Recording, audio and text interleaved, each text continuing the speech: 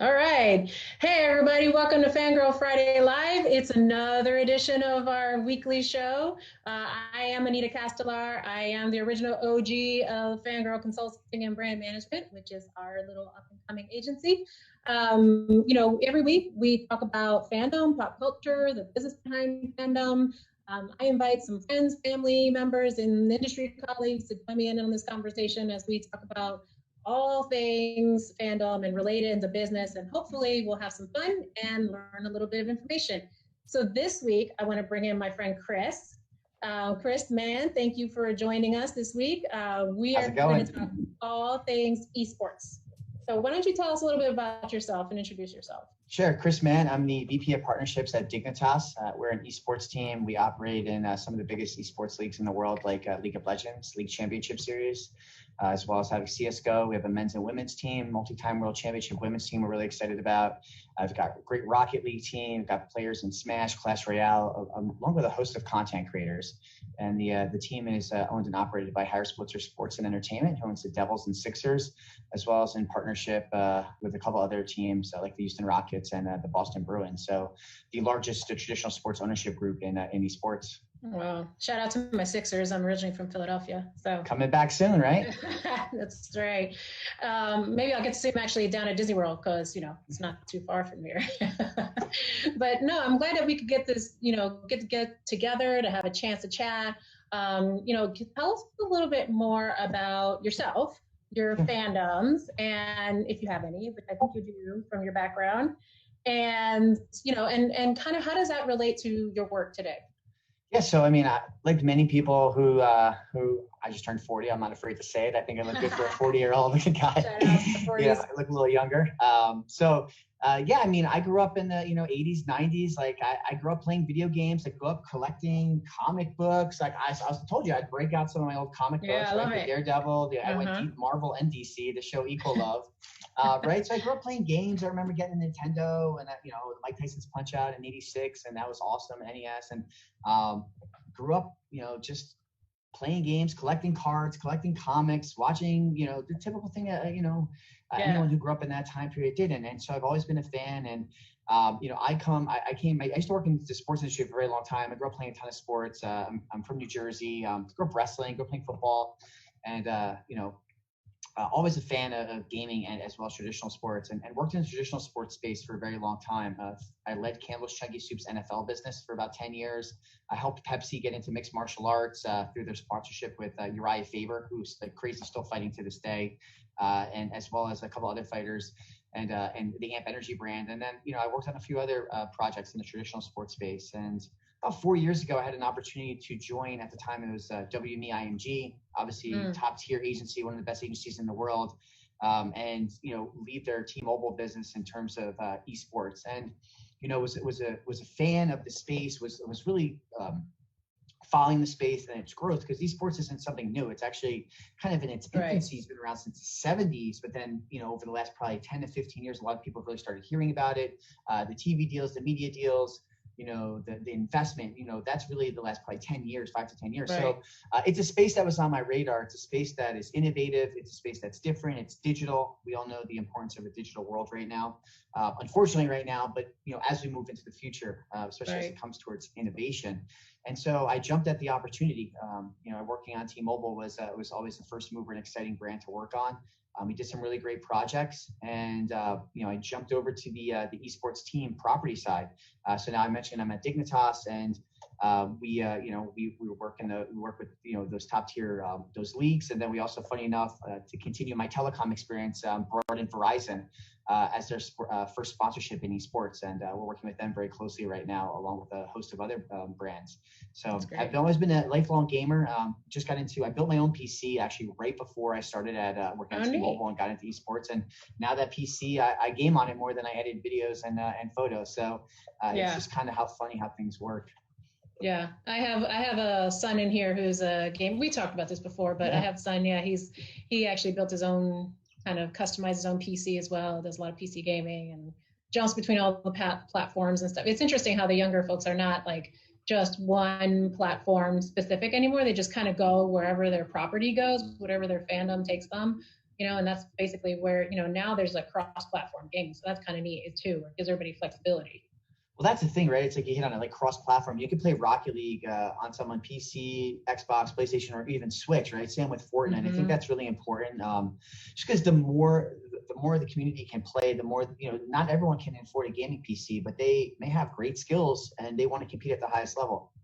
And I think, as we play more on like mobile devices as they get on 5G with, like Verizon's ultra wideband network, there's more opportunities to connect across, across like when you're sitting in a park, and who knows in the future what that's going to look like. And then there's the old retro games like I have here, the old school Neo Geo arcade, like your pocket, right? So, there's just so many opportunities to play games nowadays. There's the innovation between augmented reality and virtual reality, with mobile, with connection and connectivity. You could be anywhere. Everyone's a gamer in some capacity. My mom plays Words with Friends. Like I can't get her off of it.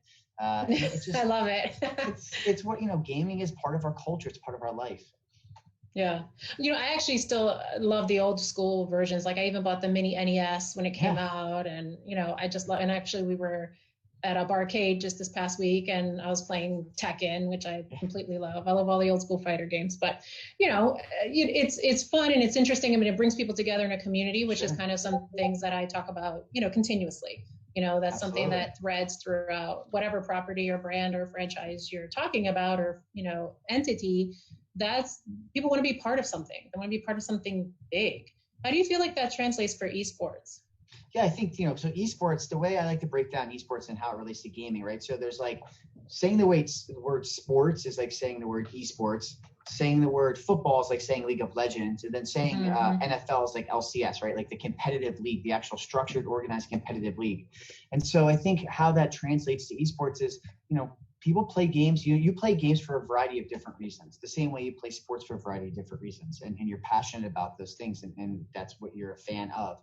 And if you're a competitive person who maybe enjoys playing League of Legends competitively, it's the same as if you enjoy playing football competitively or golf competitively, right? You need to put in the hours, the work, to get to that highest level of competition. And it's very similar in esports. And I think, the fandom, people like to watch the best players in the world, whether they're playing baseball or they're playing Rocket League. And I think that translates into these big moments, like these world championships, these epic goals. And like, I want to do that one day, but I think the thing that's interesting about esports is, let's be real, I'm never going to be,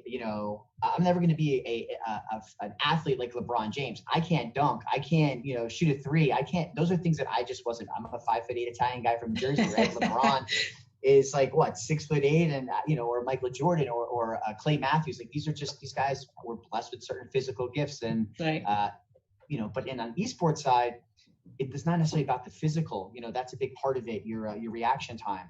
But the more you play the game, the better your reaction time will be. It doesn't matter where you are, your resources, if you put in the time and the work and you have that skill, and also, of course, it's a lot about getting lucky, you can aspire to be an esports athlete. And I think that esports gives essentially the accessibility of esports, the opportunity to engage with the players through social, through platforms like Twitch, just makes that a lot more obtainable. And then translates to really the expansion and continued expansion of fandom, which is why we're excited for the future of our space. Yeah. Well, your heroes are accessible, right? They're not like, so far out there that you can't actually access them. The digital age that we're living in, the media, the Twitch, all the platforms that exist nowadays that are social platforms, right? That's the whole point, is that gives us access to our heroes now. And then the kids or adults, they want to get in and they want to be part of something, and they can talk to each other in a certain language. It doesn't matter what age group you belong to or where you live in the world. It's, it kind of brings you all together on an equal platform. I think that's kind of the neat thing. Yeah, it's community, right? Like I like to always refer to our fans as a community, our audience as a community, because every game has its own community, every league has its own community, every team has its own community.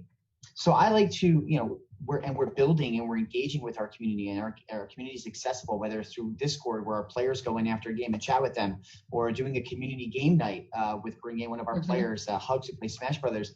He comes in, he hosts like a Jackbox community game night bi-weekly on our Twitch channel.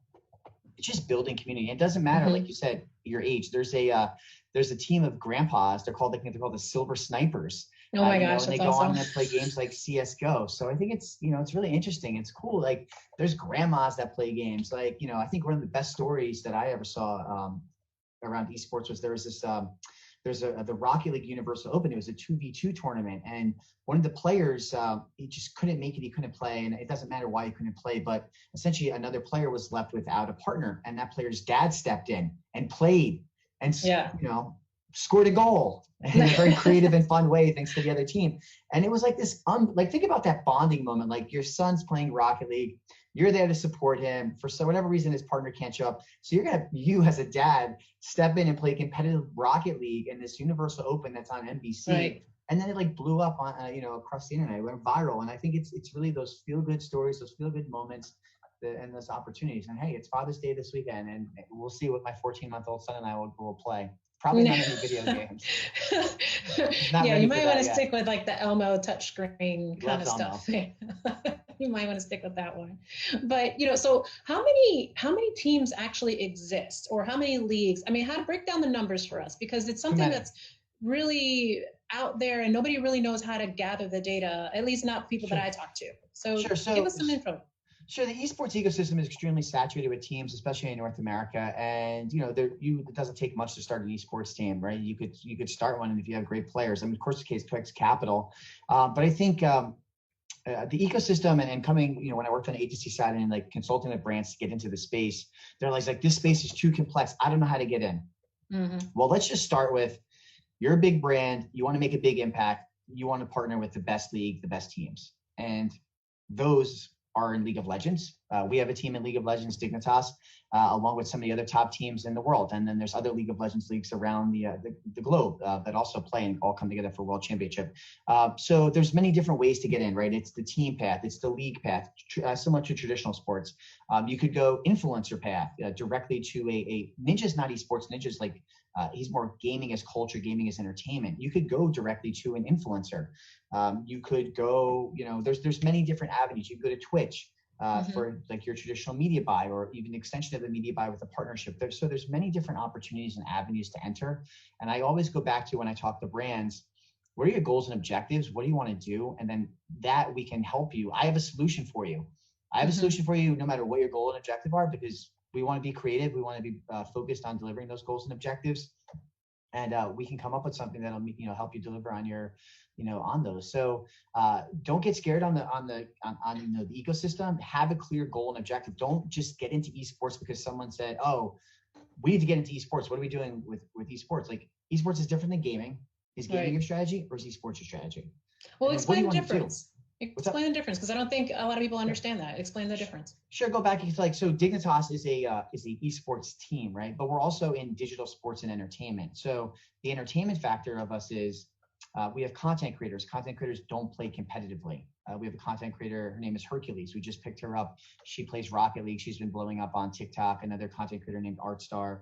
Hugs is another content creator. They play games. They may come from the competitive background, but have now transitioned into creating content. And similar to what Ninja is, right? It's gaming as entertainment, it's culture, whereas the competitive aspect is that organized play. So there's two different, like that's the difference, gaming or esports. And the great thing about a team like Dignitas is that we play on both of those sides, and we offer a lot of value to brands, because if you want to be in a diverse community of titles, like whether it's a MOBA like League of Legends, or a fighter game like Smash, or a first-person shooter like CS:GO, or a great all-around game like Rocket League that's really easily accessible because it's race cars playing soccer, we have that for you. But then we also have these really great content creators. Oh, by the way, and we can move so fast that we go and we pick up one of the biggest TikTok creators. Then we go move so fast, we have someone like Hugs, who has all these great passions. He has a deal with Voodoo Ranger. We recently worked on a deal with Manscaped for him to support a St. Jude's charity that he wrapped up in May. So there's just, like I said, there's so many avenues that know what you want to do. And if you don't know what you want to do, then ask. Right. And we can help you.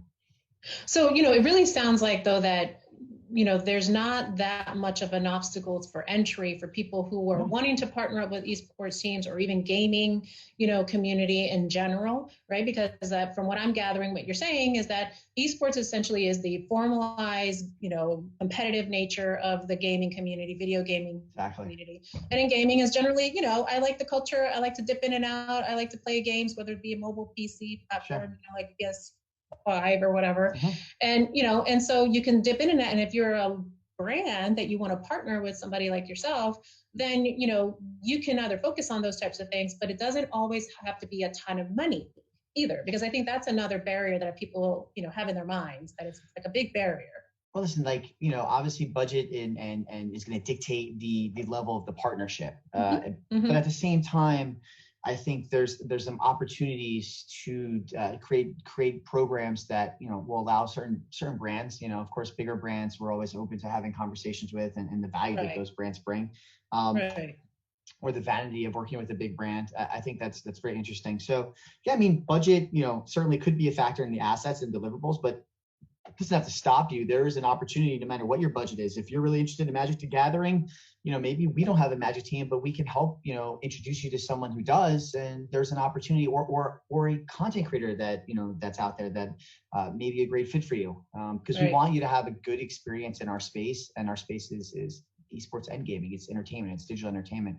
And so regardless of the budget, we want people to come in, have a positive experience, want to expand their partnerships, open up more budget, and spend more money with us. I mean, that's why we bring in partners, right? We want to have give our partners be successful on their deliverables and have a great relationship with them and grow those relationships. Right.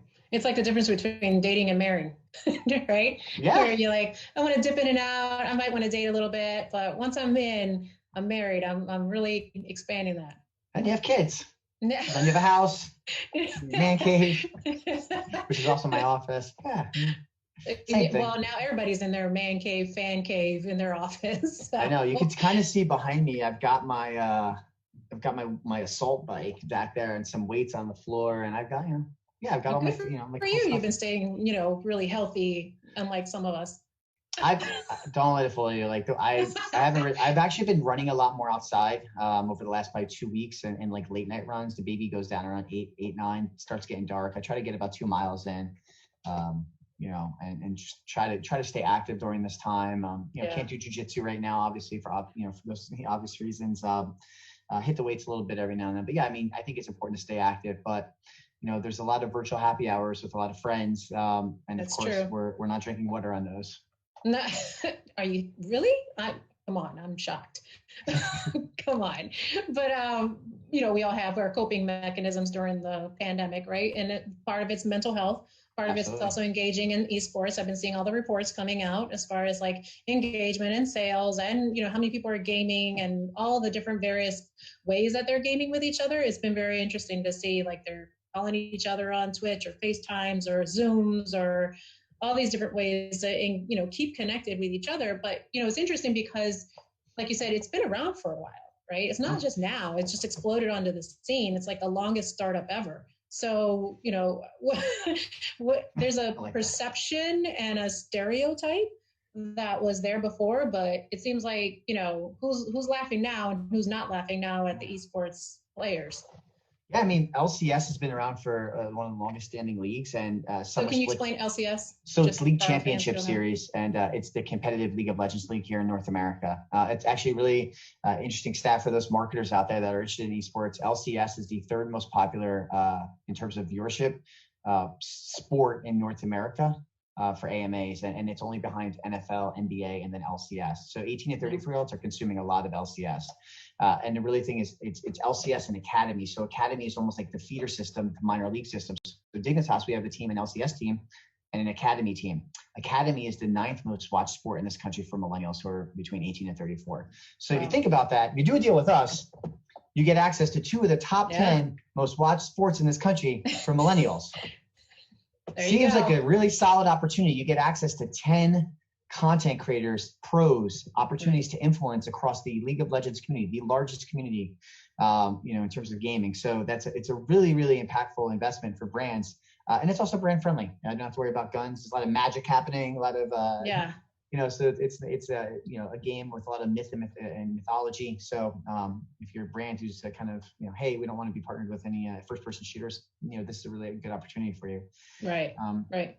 But what about like any of the players have ever talked to you about, the stereotypes or having to overcome it, or their personal experiences being part of the esports leagues and stuff? So, I mean, they talk about that. Yeah, I mean, I think that's that's something that's changing. I think that's changing even for some of the players on our team. We have a player on our team. He goes, he's a jungler in our LCS team. His name is Acadian, and everyone jokes that he looks like a Calvin Klein model. Like, the guy's ripped. He's always in the gym. You would never know that he plays a computer game for a living, right? And there's other guys out there, and our guys are also, and not just our guys, our team, our players are very, most of them are very concerned with their appearance, because they don't want to be that, hey, sit in your basement playing video games all the time, like eating, eating snack foods and whatever. Yeah. So, they know that stigma exists. Some of the players are the most they're well dressed. They're wearing the Balenciagas, the Nikes. We have a deal with Champion, so it's like these are these guys care about how they look, how they feel, look good, feel good, play good, right? So same thing like in the NFL. I think that's also why you see brands like Champion or the Nikes of the world getting involved. And then it's different everywhere. So last year the League of Legends World Championships took place in Paris, and Louis Vuitton sponsored it. And so if everyone on this who's watching hasn't seen Louis Vuitton, this iconic fashion brand, of course, made sense in Paris, but they did this. They took the League of Legends trophy case, and they essentially took the iconic Louis Vuitton case, and they made it, they esportsified it, right? It opened up into 5 different areas, and the trophy came out of it. And I would encourage everyone to kind of look it up and find the video clip, the Twitch clip of it, because it's a really incredible. That's really awesome. That's one of the most watched sports events in the world, not just in esports, in the in general in the world. And that's a relationship that you don't expect too, right? Really super high end Louis Vuitton aspirational brand, and then you've got esports happening. Well, and I think if you think about it, it doesn't necessarily make sense to us, or maybe those on the outside because of that stereotype, but it makes sense to me. And it also makes sense when you think about the World Championships. You had a team, there from Europe playing against a team from China, and China is, very, they're very fashion conscious. They're, the high-end brands like Louis Vuitton, that's something that's very big with their culture. So the LPL, which is the Chinese LCS, essentially has a deal with Nike to do all their jerseys. That's their NFL. Right. So, when they do their award show at the end of the year, the players are wearing $10,000, $15,000 suits. And it's in, their TMZ. So I think that, here we think about gaming in one way, but in Europe and Asia, it's very much different. And I think that we're slowly, I would say slowly, now it's definitely as expedited the way we view pros. Right. I think we have a comment or a question from our audience. Yes, questions. So how can someone become part of one of the esports teams? How can someone become part of the esports team? Practice a lot and get lucky. And I think a game like League of Legends would be a good example. So there's a competitive ladder. You climb ranks. As you climb ranks, the higher the rank you get eventually to a rank that gets on the radar of our coaches, of our GMs. Say, hey, this is a player that we should be keeping our eye on. We have a player actually on our team, Johnson, had multiple top accounts in North America, and so he had kind of played a little bit professionally for another team, but no one really knew him, and we took a chance on him in the beginning of this spring split. And he was actually the only rookie in the spring split, and he was phenomenal, and he's already started the split playing very well. And I think that how do you become a player?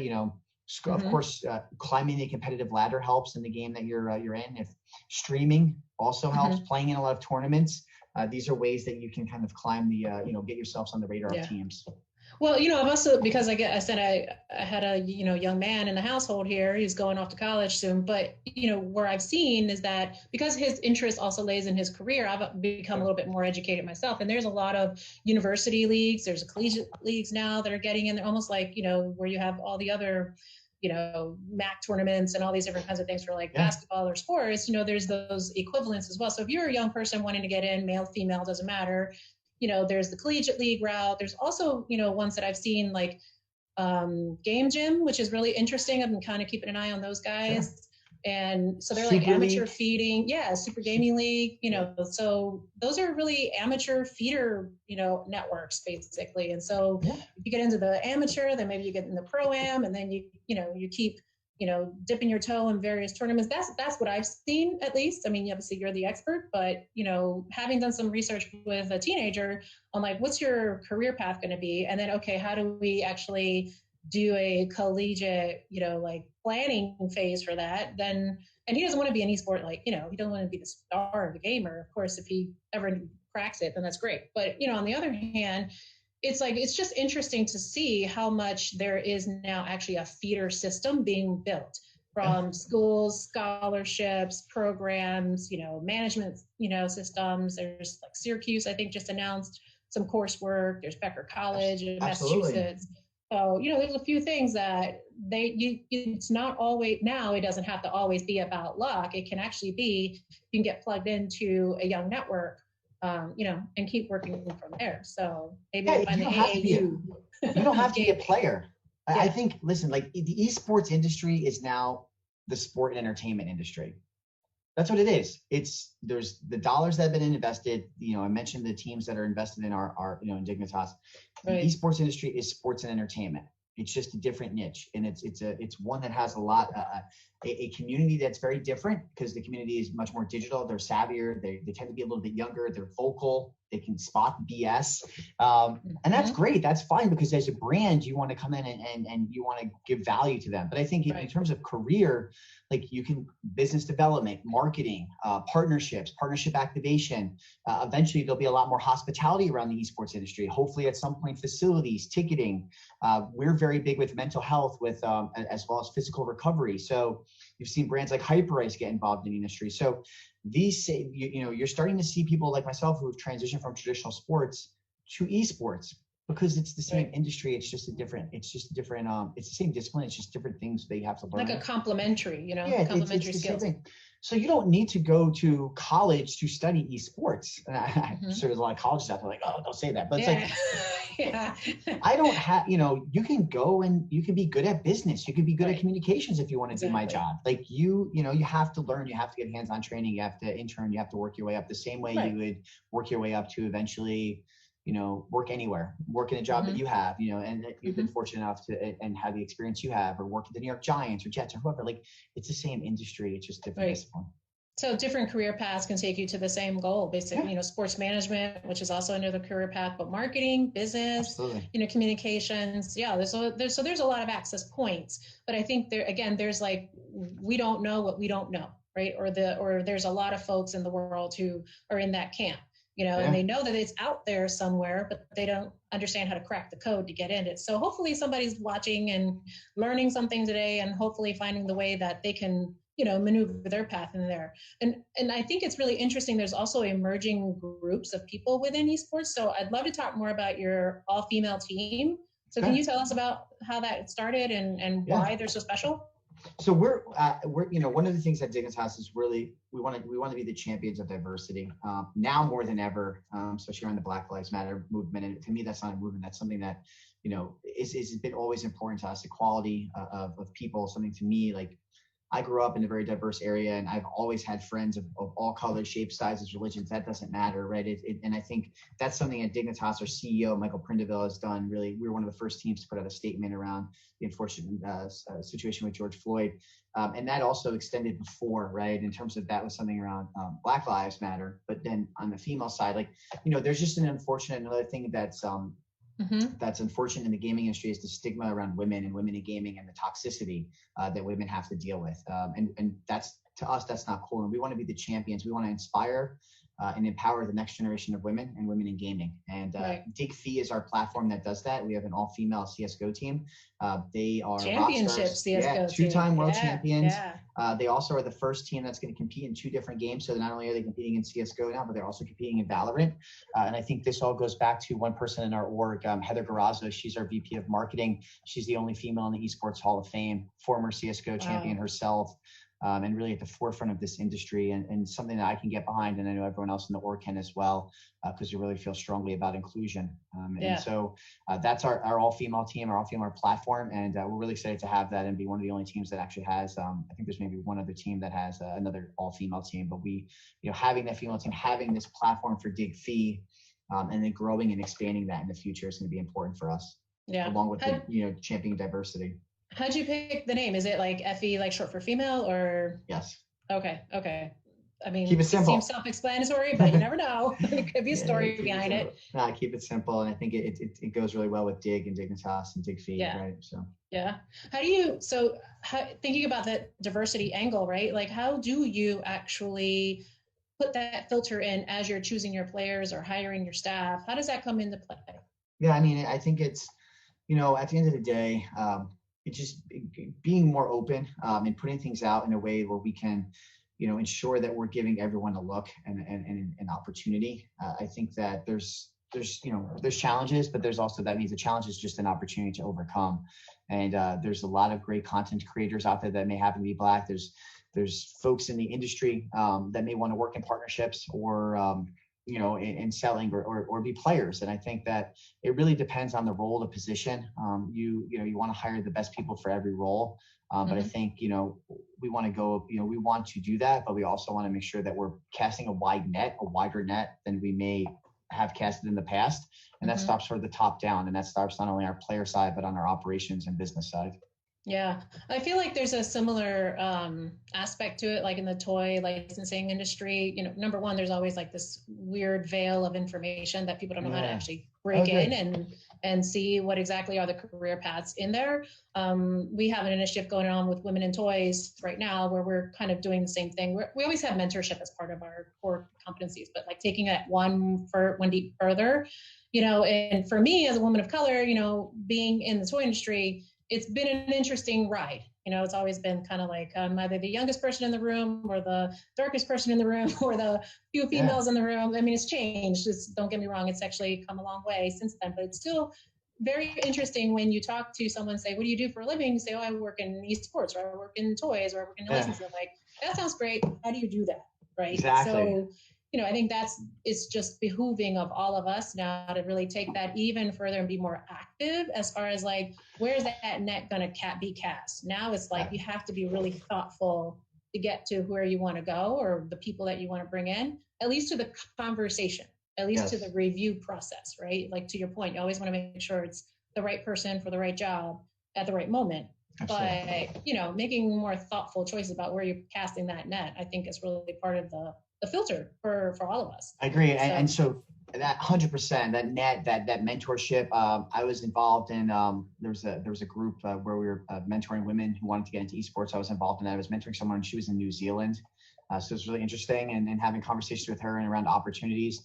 Additionally, I work with, I have a former college professor from West Virginia, Dr. Floyd Jones, who every year I talk to his class. I brought them out to the Dignitas studio in New Jersey. And he's always sending people my way to ask questions. And I encourage him. I'm like, doesn't matter. He knows me. He's like, color, race, religion, whatever, like send them my way. I'm happy to have a conversation with them and mentor them. Also, Dr. Mark Williams, he's a big player in our space. He does a ton of great stuff.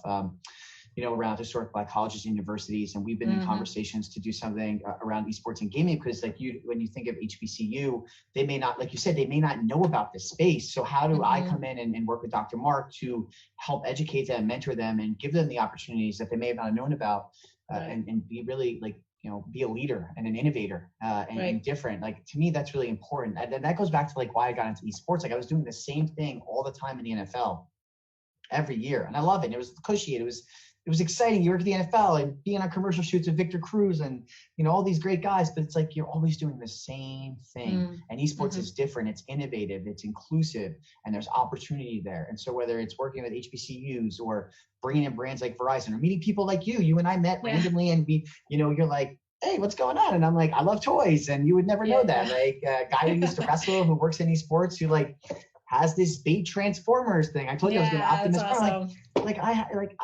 I'm a nerd too. Like, and being a nerd is cool. Yeah. We run the world now, and we always have, thanks to Bill Gates. Plus, I know how to head kick somebody and know how to choke them out from wrestling. And jiu-jitsu. So whatever. Like, Don't call me a nerd. Don't call Anita a nerd. I got your back. That's, I own it now. I think I've actually always owned it. And if you haven't figured it out from just the company name alone, forget it. Like, we're really off on this different page. I love it. But there's a lot of emerging, trends, like you said, like as far as like how we're looking at diversity, how we're hiring people, how we're recruiting them. What other kind of emerging trends are happening? And I don't mean just in the hiring, facets, but I just mean in the just overall as far as players or business or what great games are coming out? Like what are some of the emerging trends that are happening within esports?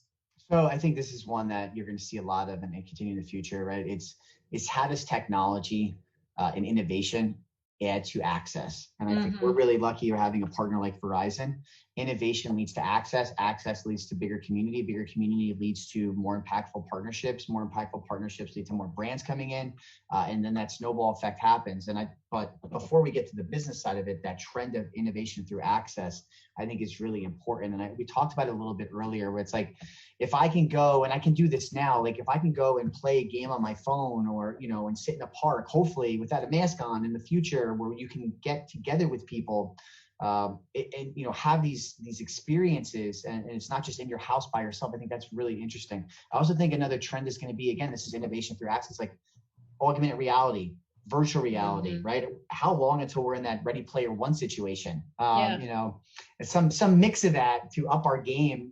That's another long startup, right? A very long. It's been around for a while. But I think it's around technology, connection, innovation. I think that's why for us, again, the Verizon 5G partnership is so important to us because they just bring us the resource to give us access to doing things that we would never have the opportunity to do, right? And I think that the innovation side, I'm excited. Like, what are the trends in games? Like 4 years ago, battle royale games, nobody ever heard of them. Fortnite, PUBG, all these games came out.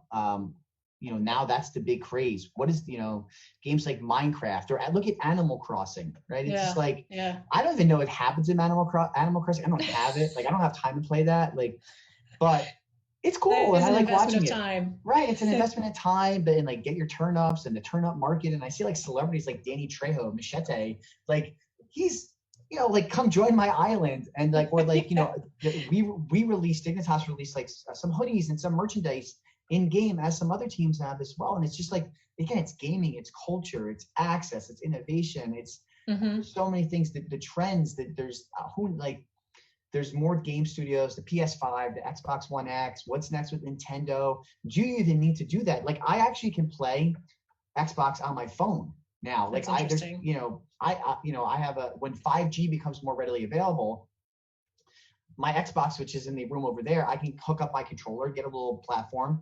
By the way, I have like Dignitas sticker on the back of my phone.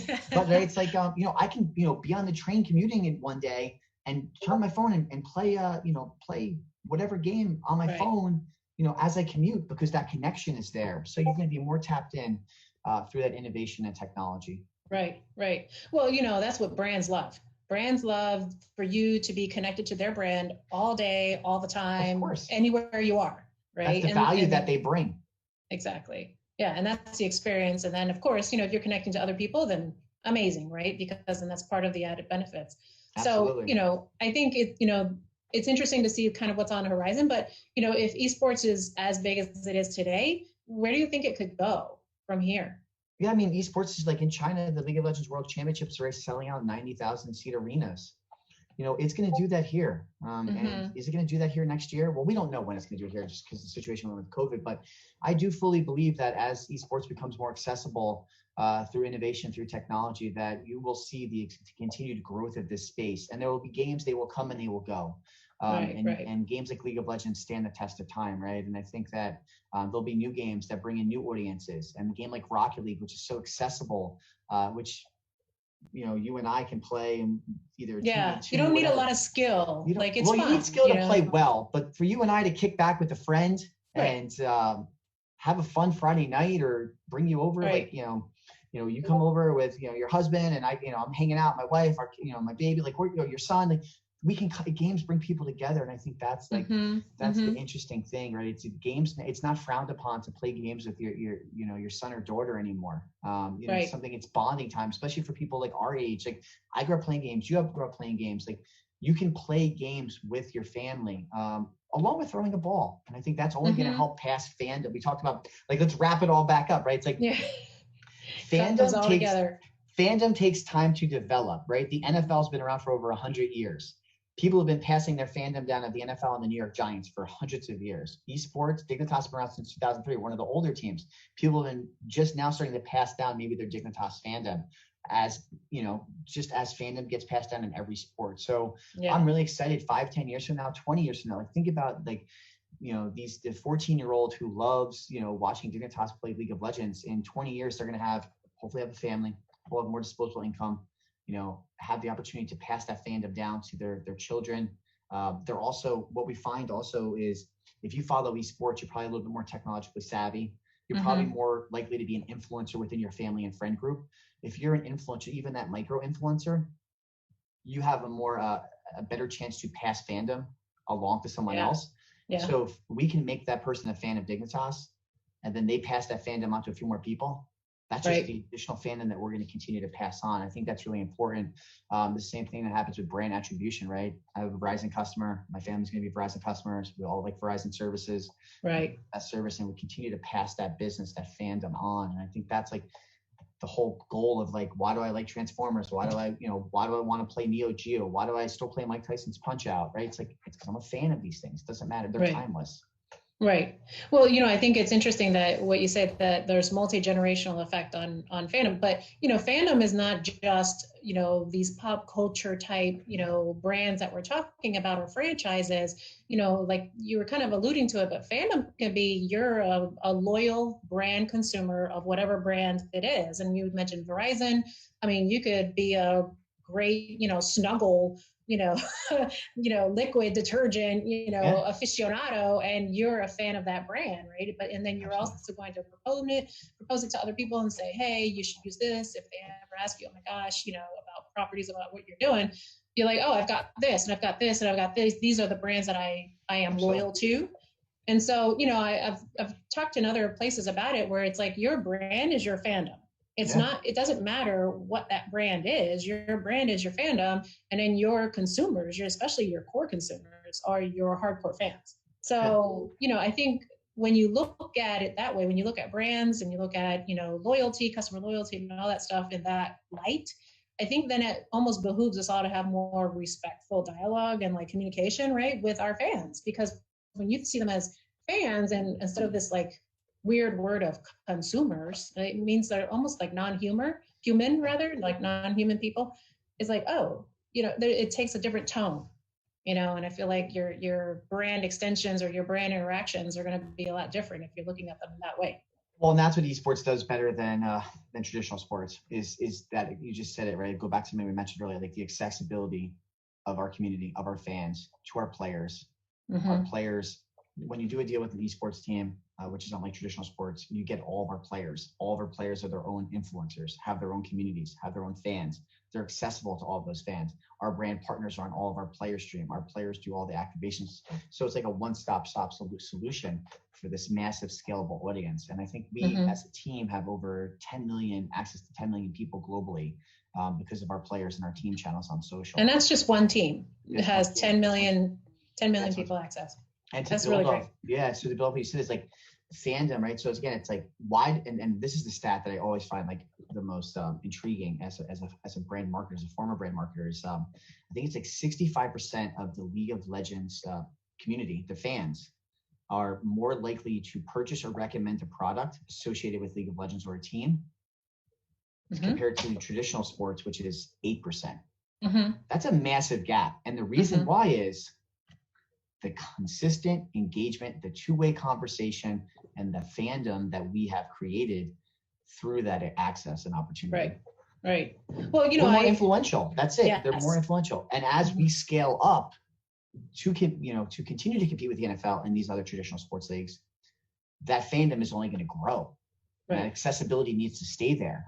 And then esports, you're really going to see, I think, even a more influx in dollars come into esports, because then it's going to be, wow, like this is an incredible, it's already an incredible opportunity, but this is really an incredible opportunity to scale us there. Like, it's now competing with leagues like the NFL or Major League Baseball or NBA, in terms of just the scale of the fans. Everybody, again, everybody's a gamer, but not everyone may be a fan of the esports yet. Correct. But gaming is the entryway to esports.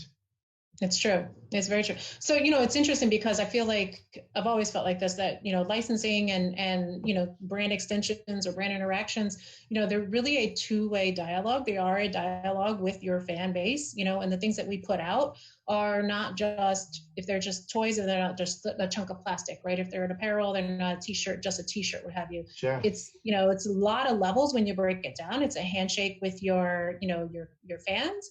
It's also them utilizing your fandom to express themselves, right? That's like a form of self-expression. If they're willing to wear it in public or utilize it to a certain degree in public where other people will see it, then that means that they're willing to self-express through your fandom, right? Through your property. And then, it's also like a nod and a smile to somebody else who might be kind of like, maybe they're a closet fan, but nobody else knows and they're not wearing it out loud, right? But they're, maybe they're going to have like a wink and a smile with that person, like, yeah, I see you. And that lemming principle, right?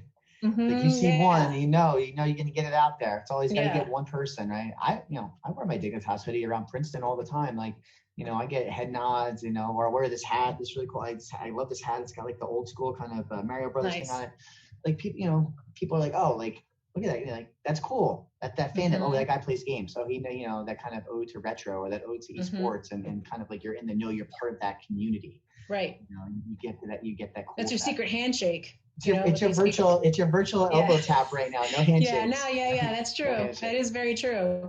But it is your way to be able to connect with these people and as your own community and find people in your own community, which is why I also think that fan conventions are so amazing because that's a convergence right there of just, and in your case, it's more of the arena events, right? The big locations, which hopefully will come back. But we have fan events as well. We have I was at a fan event in Boston right before the pandemic hit, which was PAX East at the Boston Convention Center. Like literally, then the next week we were on lockdown. Wow. So it was a little scary. But there's PAXs, there's TwitchCons, there's E3s. And these are massive events where studios roll out their new games. But it's also ways of a lot of collecting, licensing happening there. One of my favorite events is BlizzCon. That was like one of the when I first got into esports, we did a cool program for T-Mobile at BlizzCon in 2016, and that was like a really eye-opening moment because BlizzCon is it's like Blizzard calls it their family picnic. Except there's like 30,000 people there and they have a convention center. It's a big family. Yeah, it's a huge family. And the cool thing about that is it's like it sells out instantly, but it's like people travel from all over the world. They want to meet like the people that they, you may be in Germany, California, wherever, you may play Overwatch or World of Warcraft or, Diablo or want to meet your favorite Diablo content creator. You go to BlizzCon to do that, to trade pins, to play the newest game, the newest hero, the newest champion before they release, to see esports, to hang out with your friends afterwards, to hang out. It's your con family. It's your con, but you're getting to see people that you don't necessarily see in person, but you play games with them. They may be some of your best friends. You spend hours with them every day, every night playing games with them. And, it's unfortunate that right now we're dealing with, we can't do that, but we'll be able to do it again. And people will be able to get out and see each other and have these, and continue to have these great experiences and build on that. But it's all this fandom happens. And I think a lot of folks are missing it right now. And there's be positive, like these things will happen again. And we'll be excited to see you out there.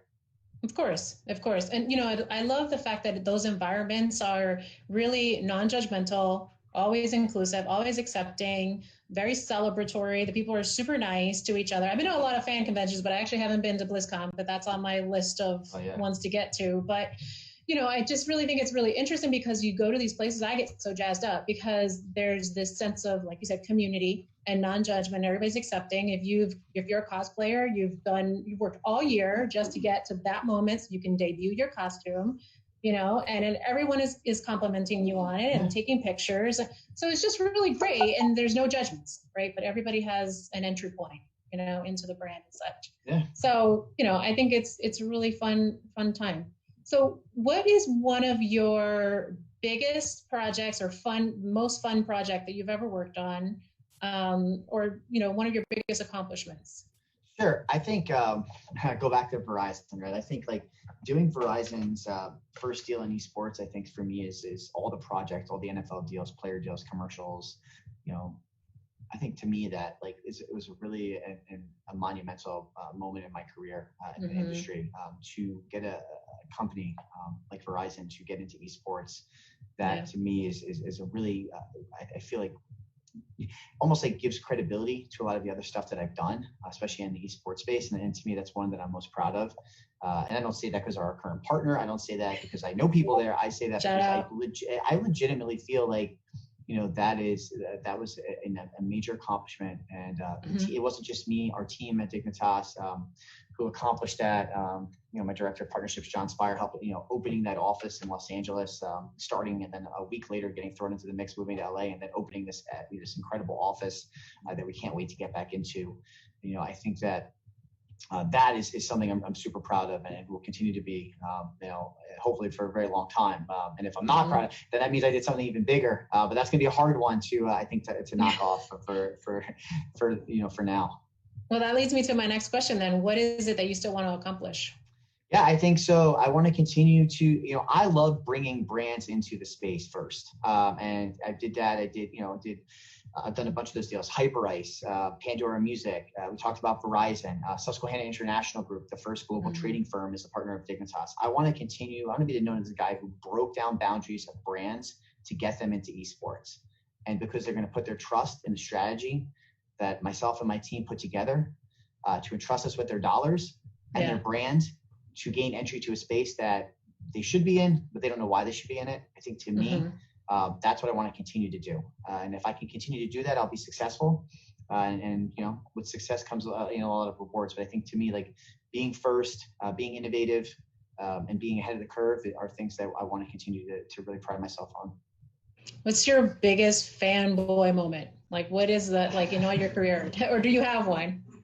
I don't really have one. You know, let's go. So growing up as a kid, even though I grew up in Jersey, I was a huge New York Giants fan.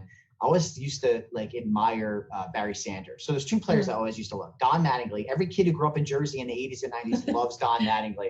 Like somewhere in my man cave, I have Don, like a shrine to two players, Don Mattingly and Barry Sanders, because I just had so much crap from them.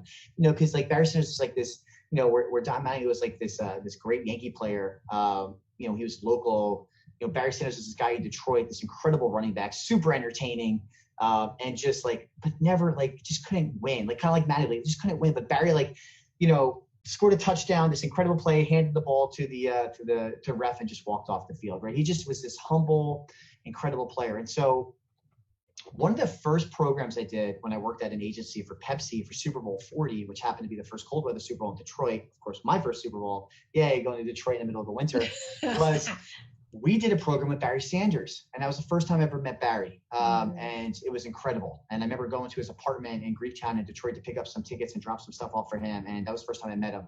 And he's like, "Hey, I'm Barry Sanders." And I'm like, "I know you're Barry Sanders."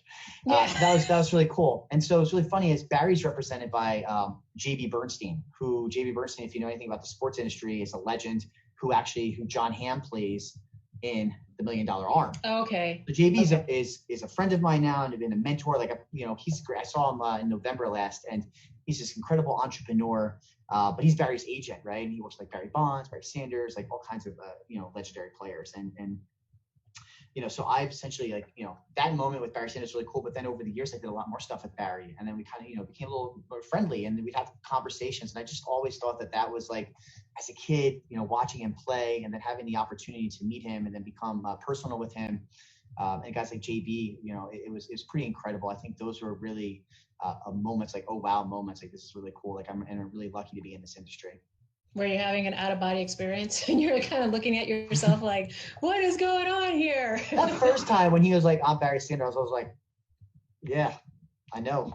You're like, "I know." Like, yeah. You have to introduce yourself. But what's interesting is that he actually thought somebody didn't know who he was. That's kind of guy. That's the kind of guy he is. He's just an incredible person, and such a humble person, for being, you know, literally the best running back in NFL history. Like, I don't want to beat anyone on that one. Like the guy, like did more with less, and the highlight reels are incredible with what he accomplished. So that was a cool moment. That's awesome. That's a good story. I think that's exactly where we'll end it. I want to hear exactly where we can find you guys. So what do you want us to know about you, Dig, the girls, everybody? Tell us what's next. So you can follow me on Twitter at ManimalNJ, as in the state of New Jersey. So 2 N's as well, MANNIMAL, New Jersey. That's also my tag on pretty much everything. But also Dignitas is just at Dignitas on Twitter and across most major platforms. And if you go to Dignitas, you'll see you can follow the DigFee team, follow our LCS results. We also have a channel directly dedicated to gaming results and streams now at Dig.Update on Twitter. And so we're there. So if you go there, you'll be able to direct it to find any of our content creators or professional players, including our all women's team. And thanks for the follow, thanks for the support, Anita. It's always great to catch up with you. It's good. And I really appreciate you having me on today. Yeah, absolutely. Welcome again, and you'll always be welcome. So whenever you want to come back, talk about something else, you've got some news to share, what have you, we're always here to, open the channel to the rest of the community. So again, everyone who's watching, thank you so much for spending a time with us every week or this week if it's your first time. Hopefully you'll come back and see us again as we talk about new things. We always have, or play some games. Maybe we'll stream my button mashing with Tekken. We'll always have some fun, hopefully drop some knowledge, but then also, have a good, great conversation with some new people. So tune in next week, 1 p.m. Eastern, and we'll talk to you soon. Thanks, Chris. Bye, everyone. Thank you. Bye.